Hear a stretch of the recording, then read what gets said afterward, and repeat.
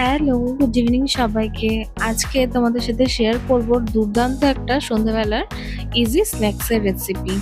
প্রথমেই নিয়ে নিয়েছিলাম কিছুটা সলিড বোনলেস চিকেনের পিস, তার মধ্যে দিয়ে দিয়েছিলাম আদা রসুন বাটা, আর দিয়েছিলাম গোলমরিচের একটু গুঁড়ো, আর তার সাথে দিয়েছিলাম কাশ্মীরি রেড চিলি পাউডারের একটু গুঁড়ো।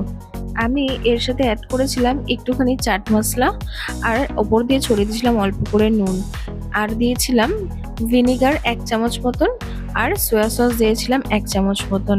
আমি ডার্ক সয়া সসটা ব্যবহার করেছিলাম এখানটাতে। আমি এর মধ্যে অ্যাড করেছিলাম হাফ চা চামচ মতন সাদা তেল। তারপরে সমস্ত উপকরণগুলোকে খুব ভালো করে চিকেনের সাথে মাখিয়ে নিয়েছিলাম।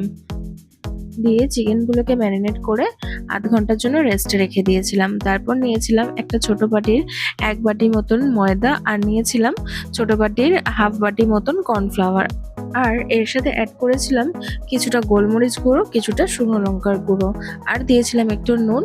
দিয়ে সমস্ত উপকরণগুলোকে খুব ভালো করে মিশিয়ে নিয়েছিলাম। মিশিয়ে এর মধ্যে পরিমাণ মতন জল দিয়ে এই একটা ব্যাটার রেডি করে নিয়েছিলাম। ব্যাটারটা খুব পাতলাও হবে না, আবার খুব বেশি গাঢ়ও হবে না।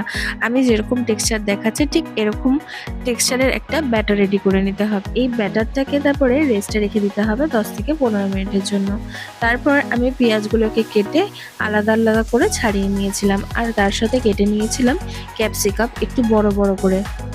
পেঁয়াজ আর ক্যাপসিকামগুলো কাটা হয়ে গেলে আমি কিছুটা পরিমাণ টুথপিক জলে ভিজিয়ে রেখে দিয়েছিলাম। কিছু পরিমাণ পেঁয়াজ আর রসুন কুচি করে নিয়েছিলাম, আর অল্প পরিমাণ লঙ্কা কুচি করে রেখে দিয়েছিলাম সাইডে।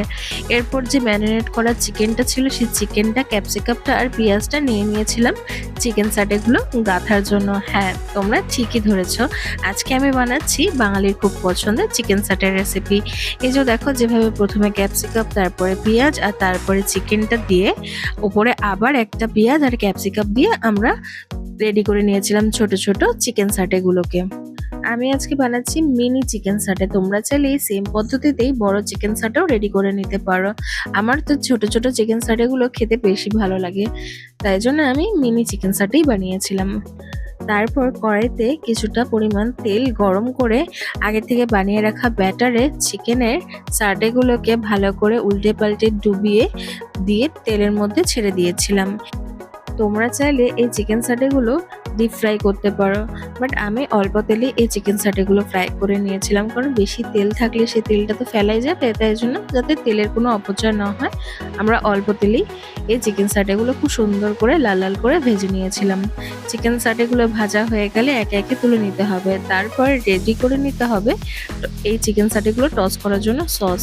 এবার আমরা রেডি করে নেব সসটা রেডি করার জন্য চিকেন সাটেগুলো ভাজার পর যেটুকু তেল ছিল সেই তেলের মধ্যেই প্রথমে রসুন কুচিগুলো দিয়েছিলাম, তারপরে একটু নেড়ে ছেড়ে ওর মধ্যে দিয়ে দিয়েছিলাম পেঁয়াজ কুচিগুলো, তারপর আবার একটু নেড়ে ছেড়ে ওর মধ্যে অ্যাড করে দিয়েছিলাম কাঁচা লঙ্কা কুচিগুলো।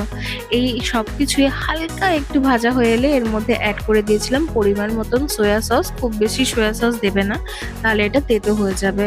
আর সয়া সস দিয়েও একটু নেড়ে ছেড়ে এর মধ্যে দিয়ে দিয়েছিলাম টমেটো সস। এরপর এর মধ্যে অ্যাড করেছিলাম 1 চামচ মতন ভিনিগার, দিয়ে এই সসটাকে খুব ভালো করে নেড়ে ছেড়ে রেডি করে নিয়েছিলাম।